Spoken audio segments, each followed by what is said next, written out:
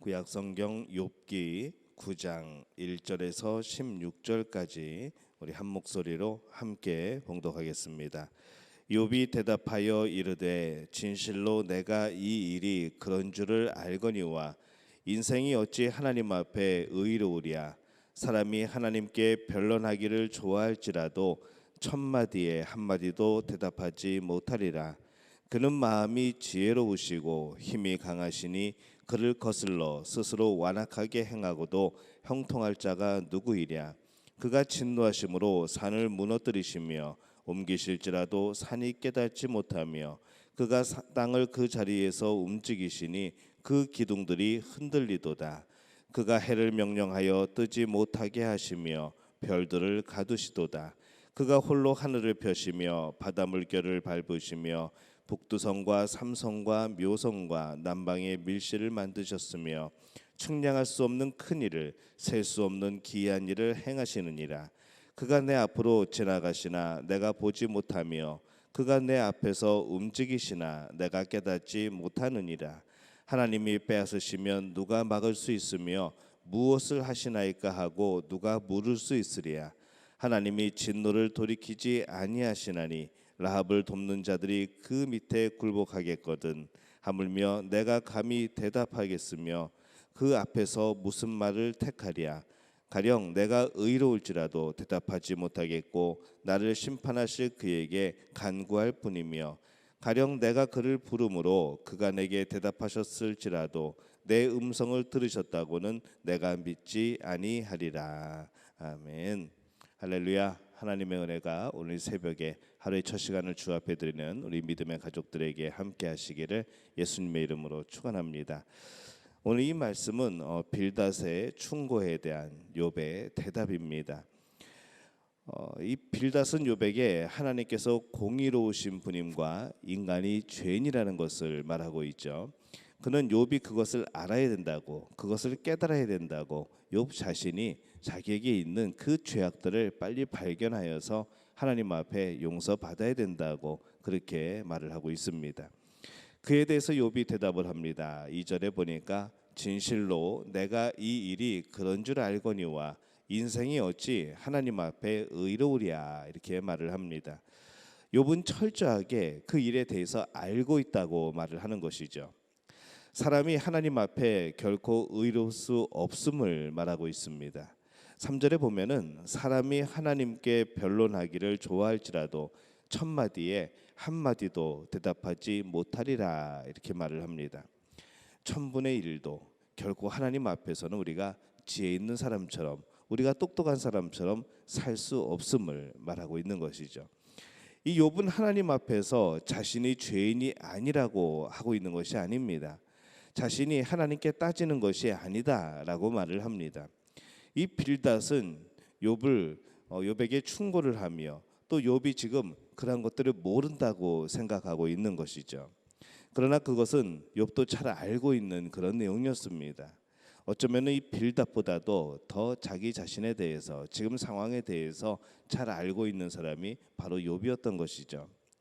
우리가 누군가에게 충고할 때에 그때 우리는 마치 나만 아는 것처럼, 그 당사자는 모르는 것처럼 그렇게 생각하기가 쉽습니다. 그러나 이 욥의 경우에 빌닷이 알고 있고 욥이 모른다고 생각한 그 부분까지도 사실은 욥이 잘 알고 있었던 것이죠. 근데 우리도 그럴 때가 있습니다. 특별한 경우를 제외하고는 서로 알고 있는 그런 사실들일 때가 있는 것이죠. 그러기에 어떤 것을 나만 안다고 생각하는 것을 조심할 필요가 있습니다. 또 모르는 것은 모른다고 빨리 이야기하는 것이 좋은 것이죠. 특별히 이 빌닷이 욥에게 말하고 있는 것은 믿음의 기본적인 일입니다. 그렇다면 지금까지 바르게 신앙생활을 해온 욥이, 또 그것을 바라봤던 그 친구들이 바로 욥이 그것을 모른다고 생각한 것 자체가 굉장히 교만이라고 볼 수 있습니다. 그런데 이 욥이 고난에 처해 있다고 해서 마치 그가 그것을 모르고 있는 것처럼 몰아붙이는 그들의 친구들의 모습을 우리는 보는 겁니다. 고난에 처한 사람에게 할 행동이 아닌 것이죠. 그렇지 않아도 고난으로 인하여서 고통스러운데 그렇게 아무것도 모르는 사람처럼 몰아붙이지 않도록 우리는 그렇게 해야 될 필요가 있습니다. 이 빌닷의 충고에 대해서 욥이 그것을 자신도 잘 알고 있다고 이 강하게 항변하는 말씀을 우리가 지금 보고 있습니다.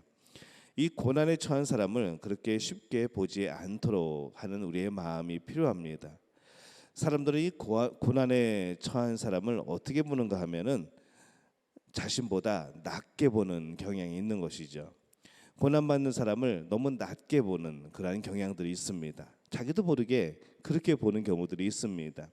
마치 아무것도 모르는 사람처럼 그렇게 대할 수가 있는 것이죠. 그런데 우리는 그렇게 해서는 안 되는 것이죠. 우리는 함께 신앙을 이루어가는 사람이지 고난을 받는다고 하여서 나보다 신앙의 수준이 낮거나 나보다 한참 밑에 있는 사람이라고 그렇게 생각해서는 안 되는 겁니다. 이 빌닷이 마치 욥은 모르고 자신은 안다고 생각하는 것처럼 그렇게 말하는 것을 우리는 봤습니다. 이것을 들은 욥이 빌닷이 아는 것도 내가 알고 있다고 지금 말하고 있는 겁니다. 또 한 가지를 덧붙이죠. 빌닷이 마치 다 안다고 생각하고 있는 듯한데 사실은 이 빌닷과 자신이 모르는 것이 더 많다는 것을 지금 욥은 말을 합니다. 5절에 보면은 그가 진노하심으로 산을 무너뜨리시며 옮기실지라도 산이 깨닫지 못하며 이렇게 말씀을 하죠.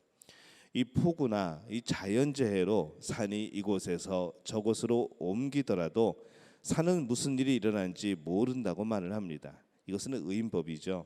산이 그러한 것처럼 사람도 자신에게 아주 큰 일이 일어나도 그것을 잘 모를 때가 있다는 겁니다. 10절에 보면은 측량할 수 없는 큰 일을 셀 수 없는 기이한 일을 행하시느니라 이렇게 말씀을 합니다. 하나님이 하시는 일에 대해서 그것이 엄청나게 큰 일이라고 할지라도 놀라운 역사의 흐름을 뒤바꾸는 일이라고 할지라도 사람이 그것을 깨닫지 못할 때가 있다는 겁니다. 하나님께서 행하시는 일은 참으로 크고 기이하고 우리들이 다 헤아릴 수 없는 그러한 일들입니다. 욥은 말하고 있는 것이죠. 빌닷이 마치 무엇인가를 알고 있는 것처럼 말하는데 특별히 이 욥의 자녀들이 죄 때문에 죽은 것이라 말하고 마치 그 내막을 다 알고 있는 것처럼 그렇게 말을 하고 있지만은 실상은 하나님 앞에서 욥이 모르는 것처럼 이 자신의 고난에 대해서 이유를 모르는 것처럼 이 빌닷도 여전히 모르고 있다. 역시 모르고 있다. 이렇게 말을 하고 있는 겁니다. 그렇죠. 우리는 다 같이 모르는 것이 참 많습니다. 아는 것보다는 사실 모르는 것이 더 많습니다. 우리가 그것을 좀 기억할 필요가 있는 것이죠. 누군가 고난을 받을 때에 우리는 마치 우리가 그곳을 향한 하나님의 뜻을 아는 것처럼 그 고난이 어떠한 내용인지 그 고난이 왜 왔는지 전부 다 아는 것처럼 그 사람에게 다가갈 수 있습니다.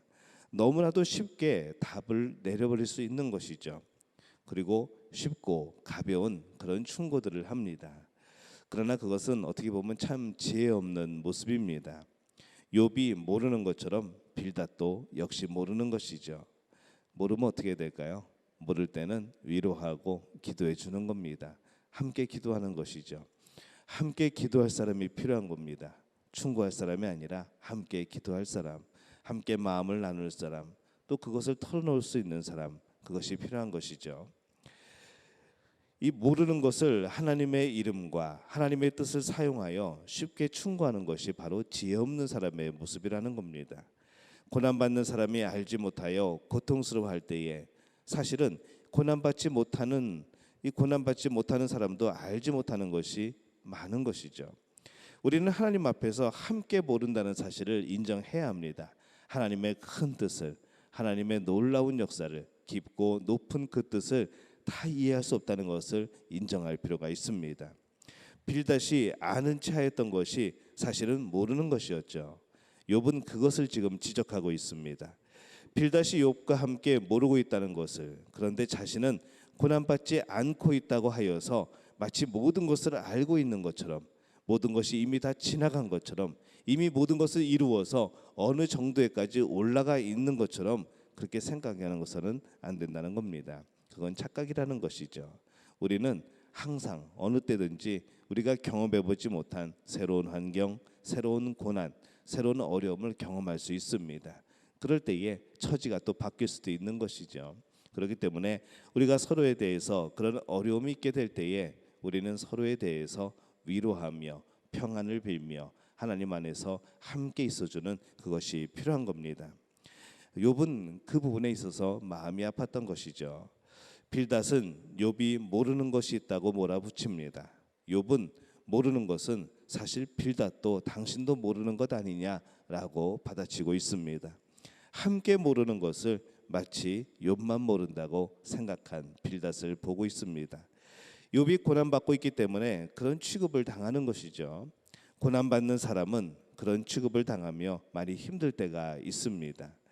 고난받는 것도 힘든데 사람까지 위로가 안 되는 것이죠. 고난받는 사람에게 무엇인가를 가르쳐야 한다는 우리의 그런 강박관념을 버릴 필요가 있습니다.